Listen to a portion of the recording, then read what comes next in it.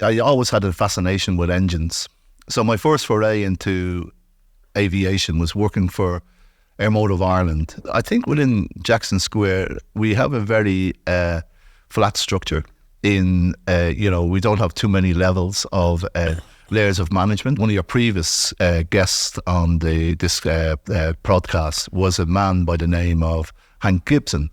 He mentioned that his first foray into aviation was with a company called Aegis, and which the CEO at the time was Oliver Bowden. And I think, if you're, in that trading environment, it is down to a part number level. Quite simply, if I'm explaining what does a technical team do within an aircraft leasing team, they are basically asset value protectors. That is a deep concern and a challenge, I think, for aviation in India, but not just aviation. I think the whole of India Inc. I don't think anyone can be in a senior technical role within an aviation leasing company that doesn't have a commercial acumen. Jackson Square has just entered into its first green lease with Air France. We've seen the recent orders that have come out of India. Indigo, in particular, is a very large backlog. Aviation is a very, very exciting industry to be in. Hi everyone, welcome to the latest episode of Flightpath with Alok.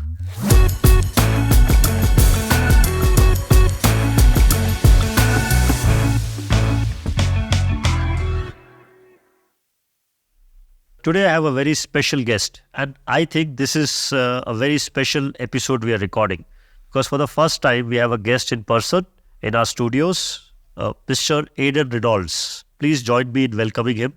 He has made time to be in person. He happened to be visiting Bangalore, and I took the opportunity to request him to join us in person. Aidan, welcome to the show. Many thanks, Alok. It's a pleasure to be here.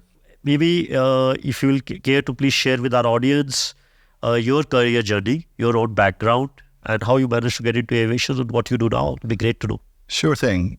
I grew up in Dublin, and the reason I sort of chose engineering as a career path was my father was an engineer and my elder brother was an engineer.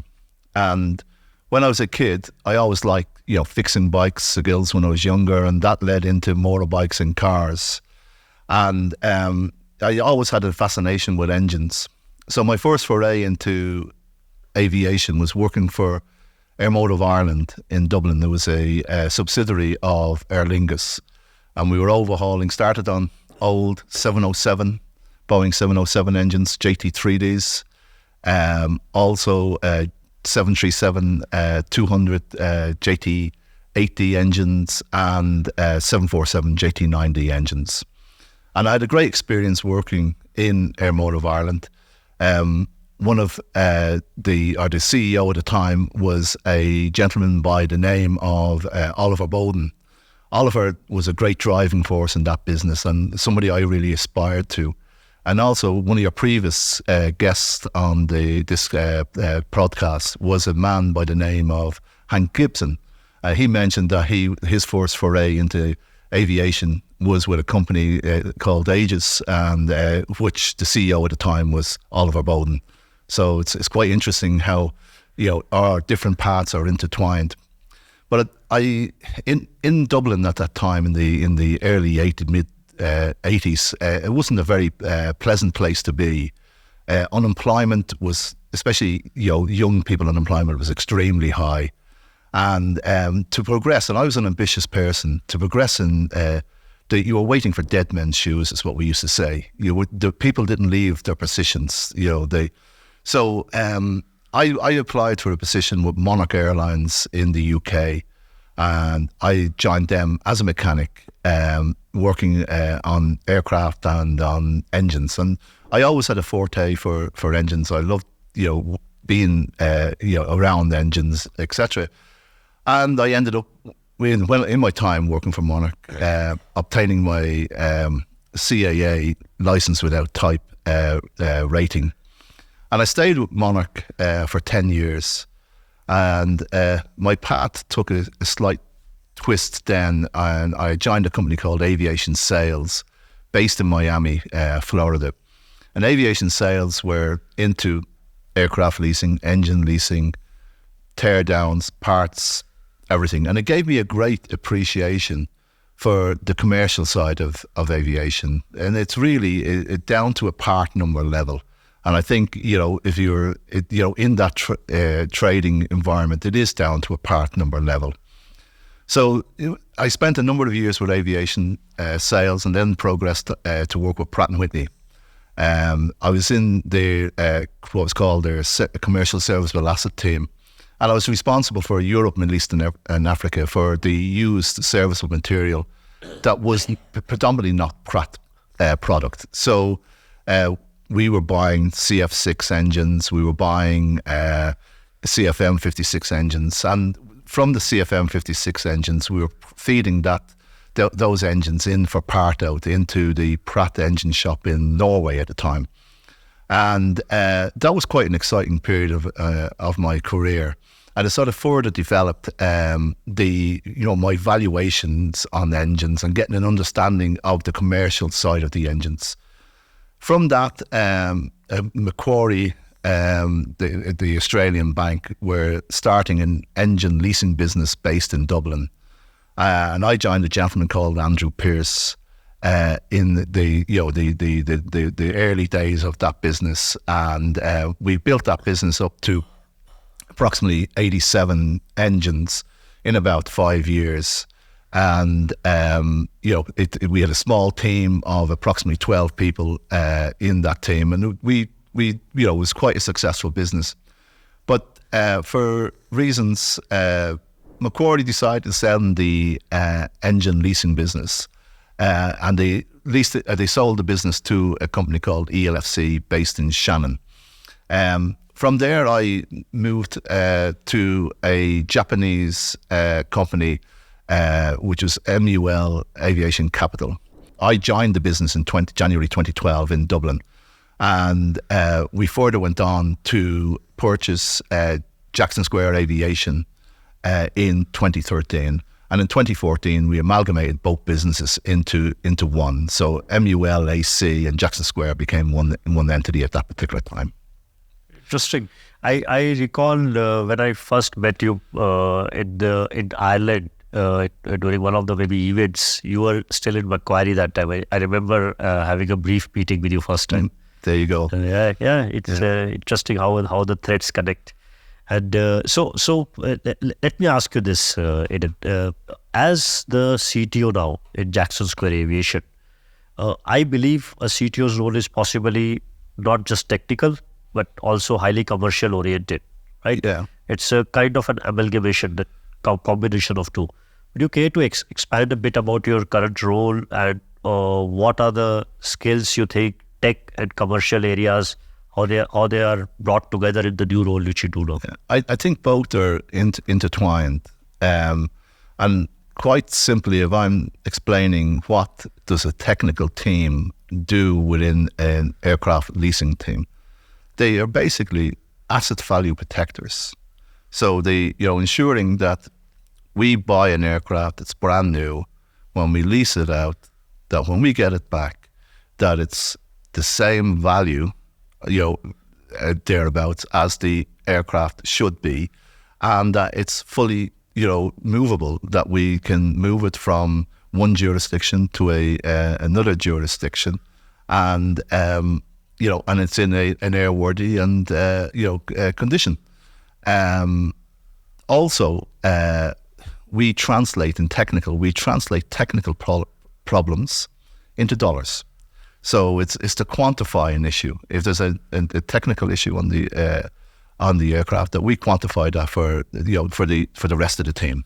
Would you care to expand with an example? Maybe that's a very good analogy. I think you have given that translate technical to dollars. Maybe some example just for the industry.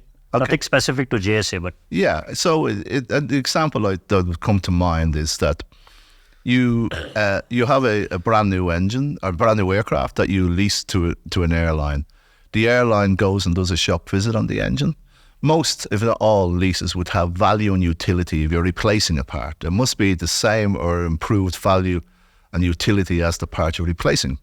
If the airline replaces the part, say the engine has 27,000 hours on the first run, and they replace a combustor within that engine, and it's got 57,000 hours.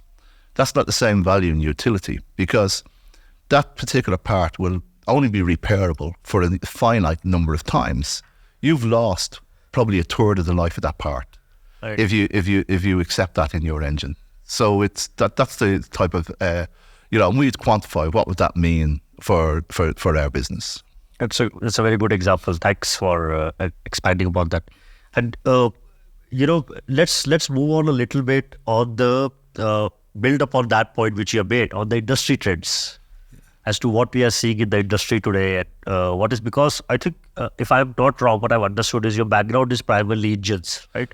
It's strongly engines, yeah. But in the last sort of 12 years, it's sort of morphed into more on the airframe side and etc. But my foundations is certainly is engines, yeah. In their role as a CTO of a global lessor as a Jackson Square Aviation, the way I understand is that Jackson Square is a very interesting business as well, because I think they have a base in San Francisco. Yes. And you're based in Dublin. Correct. And I think they have offices in other parts of the world. Yeah. So on an operational level, there is a unique mix here, right? Of American background, Irish center of operation, I think possibly office in Singapore and other jurisdictions. True, yeah. From an operating culture and a business model point of view, how do you see that? Do you see any interesting learnings from there? Any interesting challenges or opportunities which help the business overall? Yeah, Jackson Square hasn't got the biggest team in the industry, and we're not the biggest lessor in the industry, nor do we aspire to be. But we have very, very effective teams. Right. We've got like in Dublin and San Francisco, we would have all disciplines within the business. We'd have risk, we'd have technical, we would have pricing, capital markets, commercial, and in Dublin we have 3 of our C-suite executives, and in San Francisco it's approximately the same as well. Communication is key. I think we communicate very effectively, globally between each of the teams, and also the teams in each of the regions that do have a lot of autonomy in to make decisions and to drive the business. So yeah. That's interesting. The reason I asked that question was because from where I come from and what we do, we have a globally spread team too. And one of the initial challenges when I was setting it up was how to integrate the work cultures and get them to work as one unit. And I think one key thing you have hit is that the C-suite executives, that leadership is spread around. They're not all focused in one region. I think that may be one of the reasons why it helps to integrate the team together, right? Yeah, it certainly does. I do think it does contribute. But I think within Jackson Square, we have a very flat structure in, we don't have too many levels of layers of management. And also, I hope, and we work hard and everyone's voice is heard. And, we have a very respectful culture within our business. We listen to what people have to say. So the next question I have specific to Jackson Square Aviation is, what do you see are the unique strengths in terms of like what your fleet strategy is, and how do you see Jackson Square as a uniquely positioned lessor among the market? Not necessarily just talking about the competition, but generally the aircraft leasing market. What makes Jackson Square special, let us say? Yeah, I think that will be a good thing to learn. Okay, so Jackson Square has today, in our fleet or to be delivered is approximately 210, 220 aircraft. Within that fleet, it's about 25% wide body, 75% narrow body. The business is probably about 40% based in Europe, Middle East and Africa, and 30% in the Americas and in the Asia Pacific. predominantly our business is sales leasebacks, but we do have an order book with Boeing, and we do have a number of other financial products that we offer to the market on a limited basis. Our business is really, it's driven. Our fleet selection is, we are in A320s, the A320 family, the 737 family. And then the wide body is the focus is on A350s, 787s, and we have a handful of A330s as well. But predominantly our business is driven by what the market is wanting. So we are quite heavily on the A320 more so than the MAX, and that's not by choice or strategy. That's just what the market has developed over the last number of years because of the grounding. I think the unique selling point that JSA has is that we're very reliable. We do execute, and we do say what we're doing. And also I think our unique selling point, and I say this to within our technical team, what can a technical team bring to our business overall? And that is a level of fairness. We do not try to squeeze every dime out of a lease agreement. We do consciously work with our airlines in a very fair and balanced way. And I think that has shown dividends. We've had a number of airlines who've come to us at very short notice and asked us, could we step in because somebody else has stepped away? And we've gone and executed business on that basis. So that leads me to my next question. And I think it's also associated with the fact that you're right now in India. Obviously not your first time here, but I think it's your first time in Bangalore, right? Correct, yes. Yeah. So welcome again. But the question I have is, what is I think JSA has quite a few airplanes leased into India. Correct, yeah. So I would love to know, and that obviously means the Indian market is a import partner for Jackson Square Aviation. But I would like to know your perspective on today as a lessor into India. How do you see the Indian market? Well, one of our largest lessees is Indigo Airlines, and we've been with Indigo for many years, and we have a very deep and strong relationship with the airlines. We've seen the recent orders that have come out of India. Indigo, in particular, is a very large backlog. Air India now, with their recent large orders, with the recent takeover by Tata, they're going to be such a force within not just the Indian market, but the whole region. India is such a large percentage of the world business going ahead. So I don't think any lessor can ignore the Indian market. But I think we'll talk about Go Air. It's in the media. Jackson Square, as all lessors, have had great difficulty with the Go Air situation. The airline went into receivership in May. None of us have been able to access our records or an aircraft. That is a deep concern and a challenge, I think, for aviation in India. But not just aviation, I think the whole of India Inc. It could be affected by this. And I'd hope that there's moves afoot within India in the judicial system to rectify that situation. One of the most simplest rules in aircraft leasing is, can you get your asset back? And if you can't get your asset back, then the question is, should you be doing business in that jurisdiction? Right. So obviously what you are talking about is the ratification of the Cape Town Convention. Though India is and I'm just saying this for the sake of our audience, just to expand upon that. Basically, all this is in the news already. Cape Town Convention, India is a signatory to it.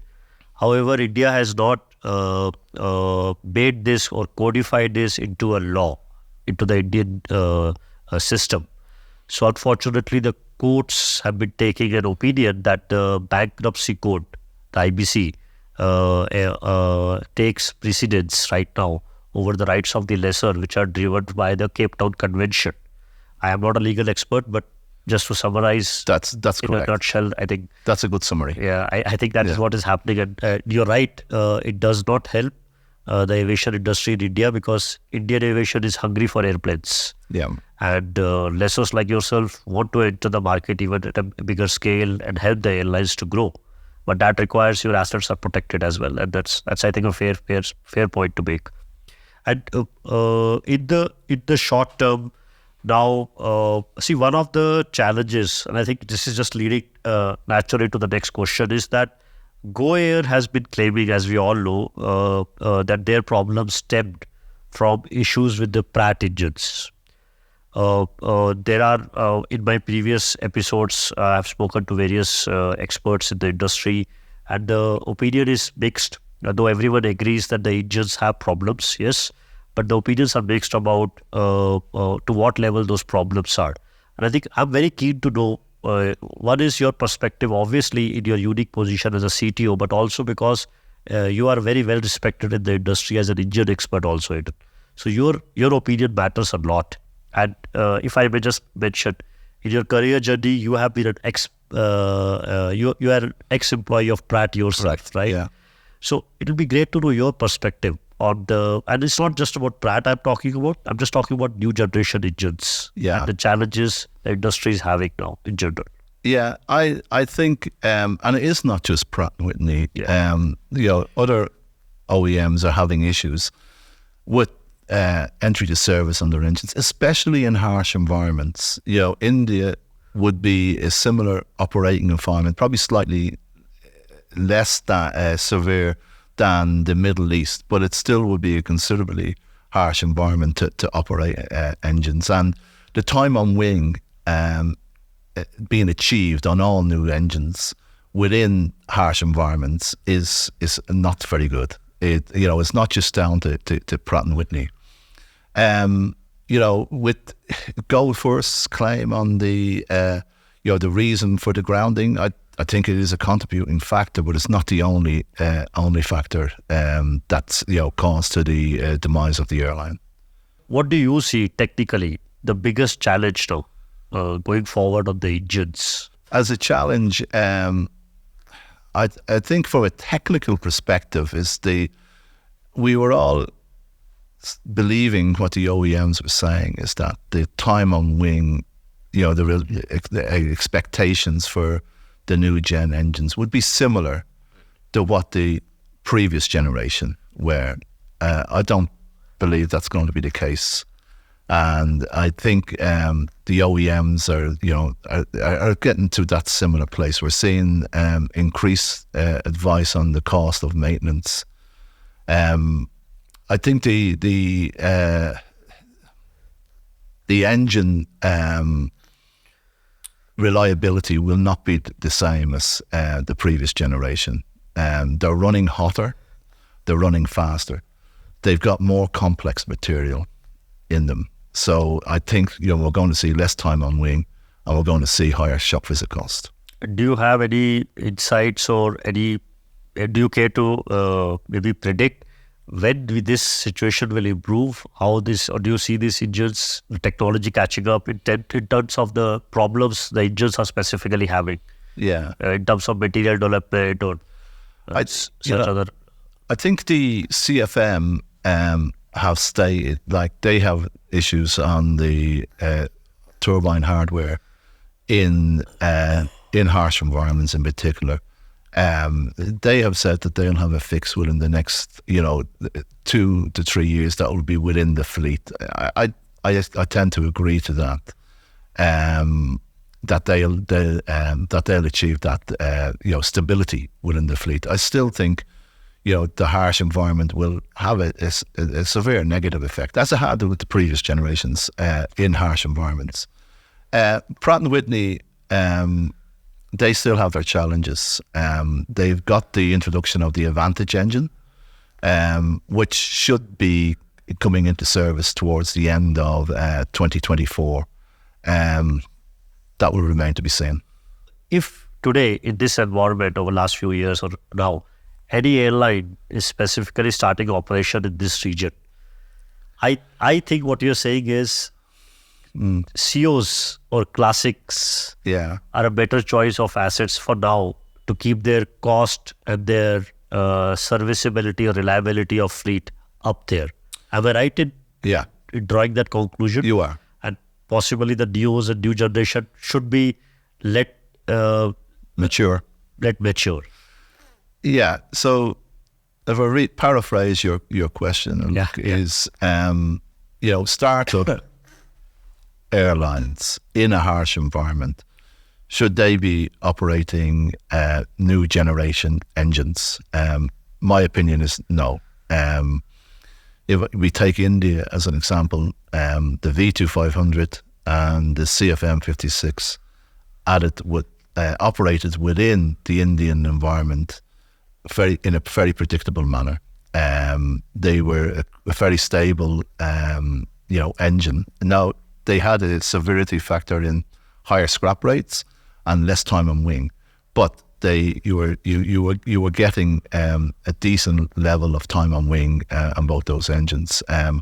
If a startup airline, no matter how well they are financed, no matter how well they're managed, if you end up with 50% or 40% of your fleet on the ground, it's going to have an impact. Yeah, and we have a live example now, at least here in India. Yeah. And you know what? It's something very interesting. So one of the gentlemen who used to work in Acumen's power plant team was Mr. Joe Jacob. Yeah. And his past life, he used to be the head of power plant of Jet Airways.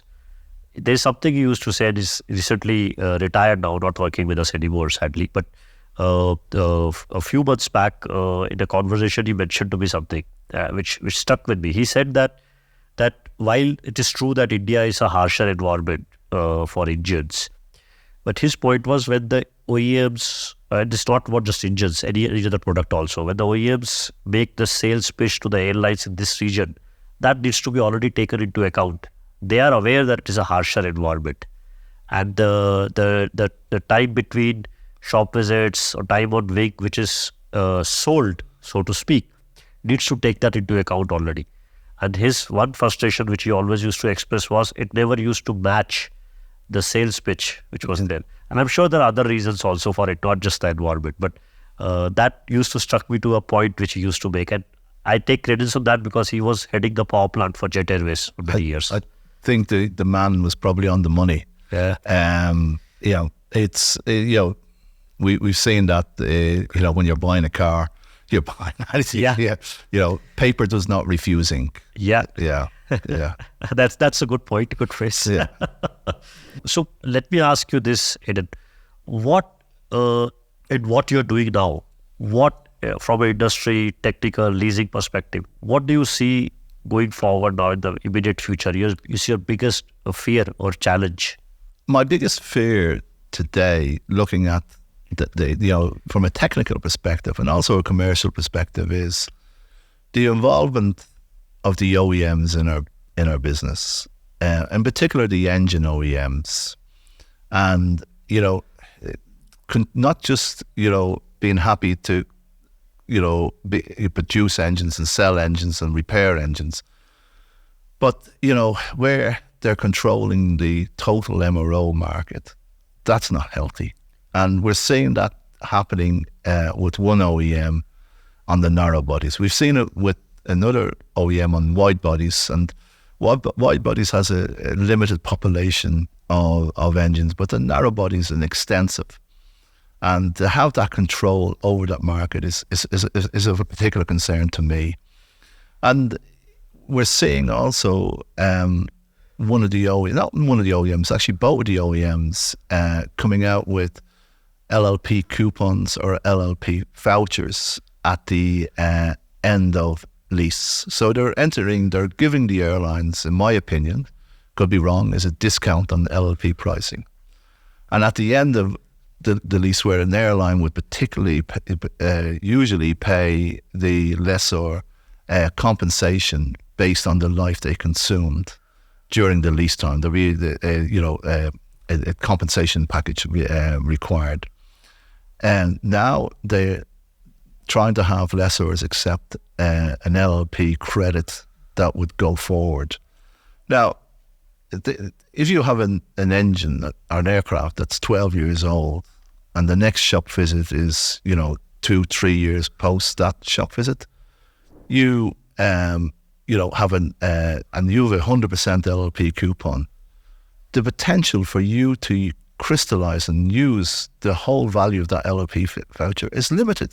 It is a risk that you may not use it, and you may be forced to do a shop visit at year 18 plus, which most lessors have no appetite to do. At the end of the life of the aircraft, it's very much down to engine management, because the cost of the engine shop visits at that particular time are pretty extreme in comparison to the book value of the aircraft.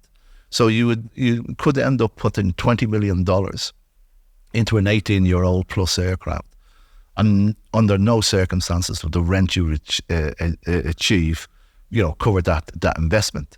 So that is of particular concern to me, how the OEMs are trying to control and influence the lessor's business, in particular towards the latter stages of the aircraft life. LLPs, life limited parts of engines is what you're referring to.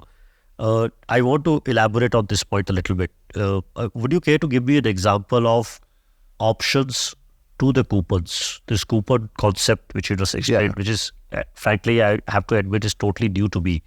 I would love to know what was the case prior to that. Yeah, the case prior to that is traditionally, or up today, you would have the lease would terminate. At the end of the lease, there's a compensation required, and that is based on the life consumed. And that could be the life consumed in the engine, the life consumed on the airframe, but also the life consumed on the life limited parts. And you would have that cash. So you take that cash and you would go to the next lease, and you would compensate the next lessee of the aircraft for the maintenance consumed by the previous. What the OEMs are looking to do now, not give, the first lessee will not give cash for the LLP, but they'll give a credit. So that that credit is linked only to that engine, or maybe only to a particular part or module within that engine, that you can use that credit. So if you could consume the credit at the first shop visit post the first lease, that may be something that's palatable.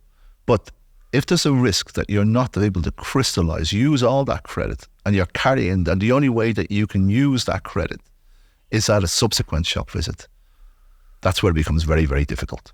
Right. And so this is related to the tri-party. Nothing to do with tri-party agreement. There's no tri-party agreement. There's an actual agreement at the end of the lease between the OEM and the lessor. Okay. Yeah. Okay, so it's related to that strictly, but the airlines are okay. Yeah. Quite difficult. Yes. This is a totally new thing. Maybe we need to have a separate episode just to discuss this. Very interesting. Okay, so I think, do we care to move a little bit away from tech? Sure thing. Talk a little bit about your role in the commercial sense a bit. Given what you do in Jackson Square now, I think we initially mentioned that the role is more techno-commercial, right? Yeah. So, and you did mention with a very good example that the main role of the department is to serve to protect the asset value, obviously. Correct. And I think, so on the commercial side, what skill sets do you see coming in together in your role in there? In the business? I think if I look back at my career, I think in the parts trading section, it really gives you an understanding on a part number level of what the value of a part is. A simple dash number going from a -1 to -2 can have dramatic effect. So that gave me a great grounding on the value of an aircraft on a piece part level. So when you take it into the day-to-day business, we're evaluating the condition of an aircraft, whether it be a redelivery or at an aircraft we're purchasing. I think that's a valuable skill set to have.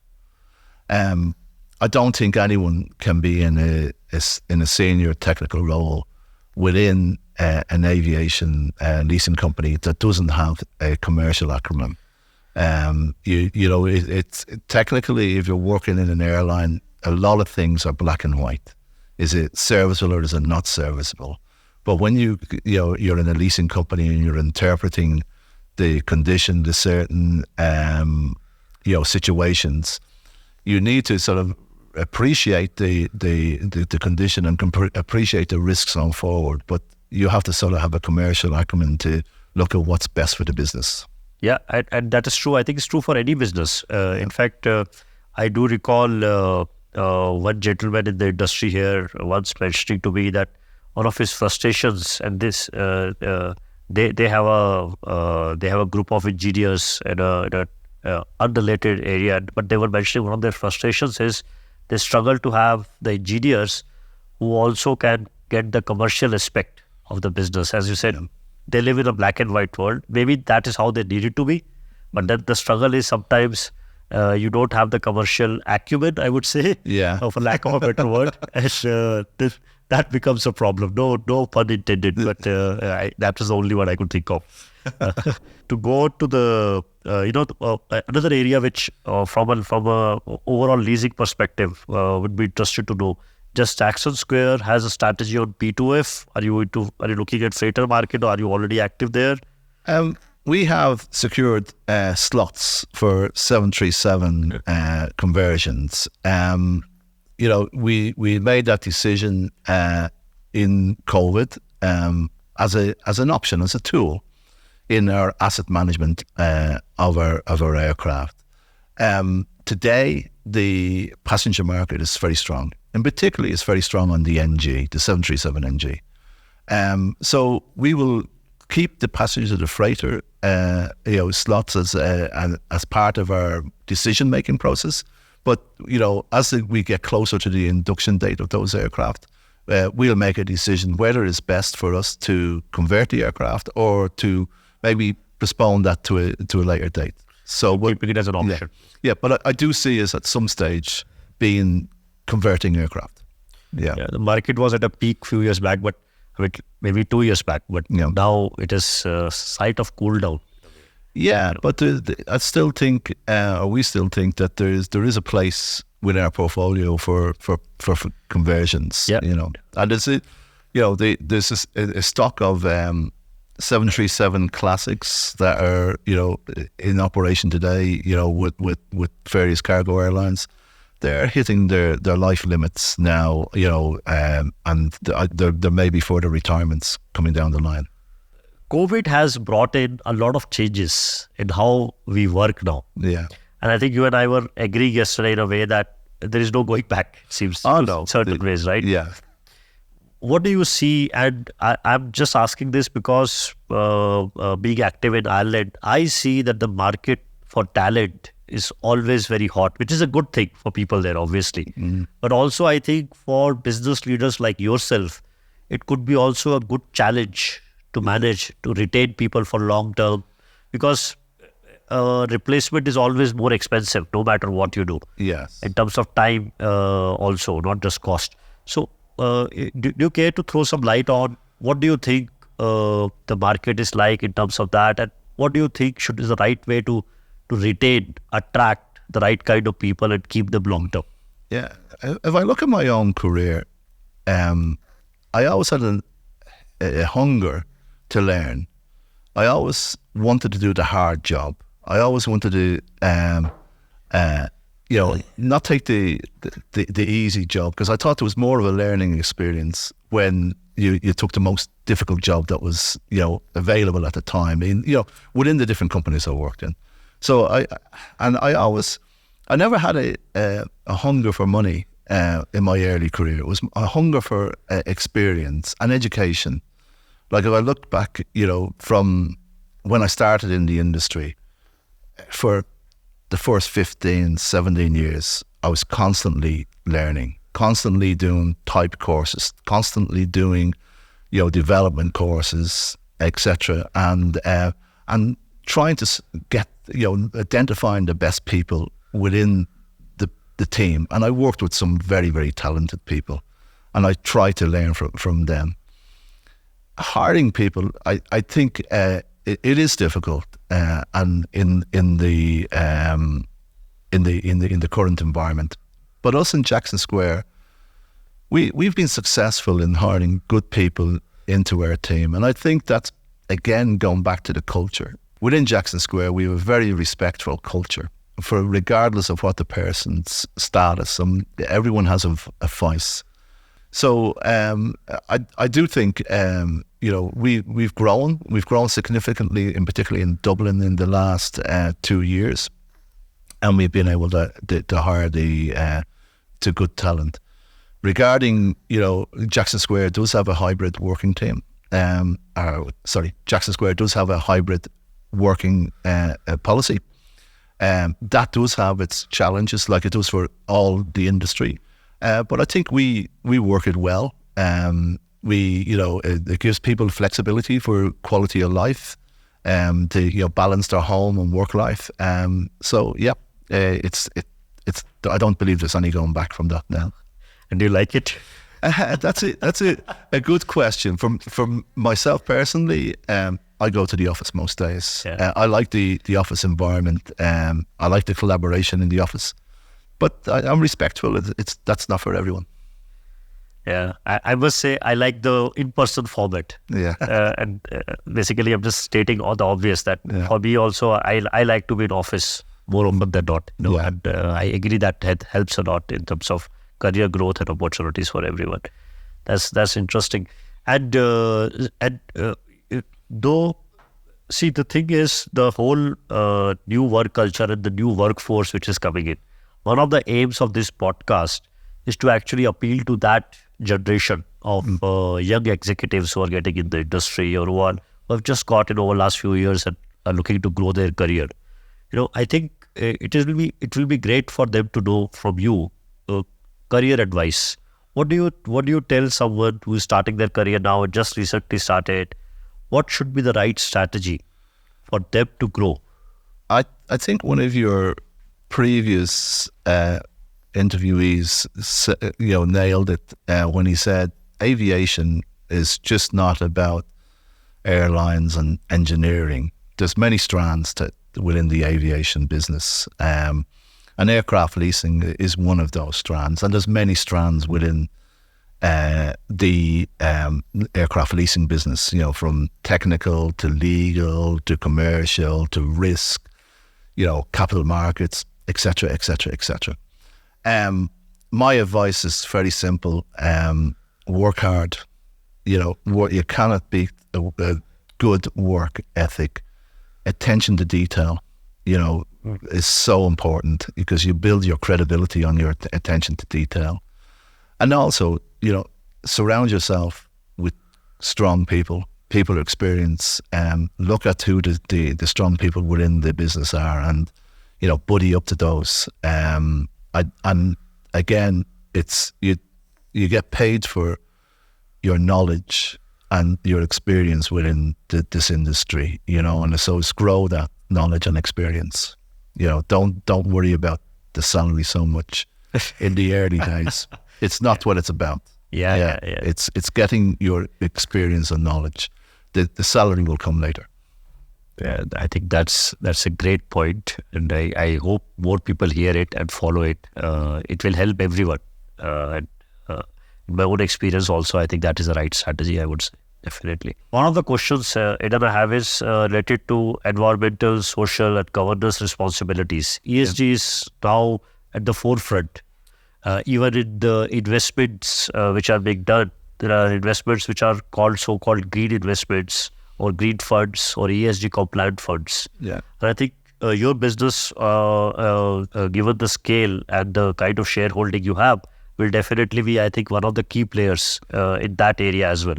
Would you care to just throw some light on from Jackson Square's point of view on that? Yes, it's certainly. Look, Jackson Square has just entered into its first green lease with Air France, and So, you know, and we take ESG very seriously. We have an ESG committee within JSA to look at, you know, our own environmental footprint and what should we be doing. And it does, how can I say, focus our investment decisions. You know, like we are predominantly, solely focused on investing in the latest generation, more fuel efficient engines. And also our shareholders are investing heavily in different initiatives, you know, within the business. You just mentioned about green lease. Yeah. We care to expand it for our audience, what a green lease is and how is it different from a normal lease? Yeah, there's incentives within the lease agreement that if a certain milestones reached by the airline, there is a financial incentive for them to do so. They get a reduction in lease rates based on improving their their environmental footprint. So, example, maybe SAF. That could be one of fuel. Type of fuel. Yes, SAF could be increased use of SAF or in fleet renewal programs and reducing their emissions over a year on year. That could be another one. Yeah. Do you see increasingly more airlines will opt for that? It's certainly something that we're seeing here and there. I'm not too sure. I'm not too sure. Yeah, I'm sure it'll have its own challenges too. But yes. Okay, that's a new one to add in our podcast, green lease. So that brings me to the end of the podcast. Aidan, thank you very much for your valuable time, which you have spared from your busy trip here. One of the last questions, obviously, I have is to any message you want to give to our audience, to the young executives out there, to the industry, people who are going to listen to this and watch this. That will be great. I think aviation is a very, very exciting industry to be in.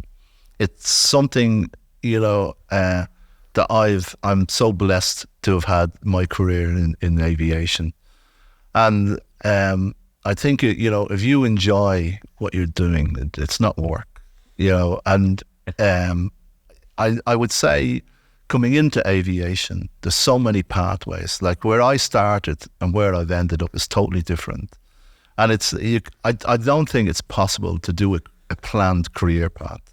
I think it's, you come in and get into the industry. If you have a hunger to get into the industry, get in at any level, and that'll open doors, and, educate yourself, work hard, and you may take a step one way that'll lead you in a totally different direction. But that's okay. Like the more experience you have, the better. But I highly recommend this industry to any person, any young person to come into. Great. Well, thank you very much once again. Thank you. I hope we do this again soon. Okay. Pleasure. Thanks again, Alok.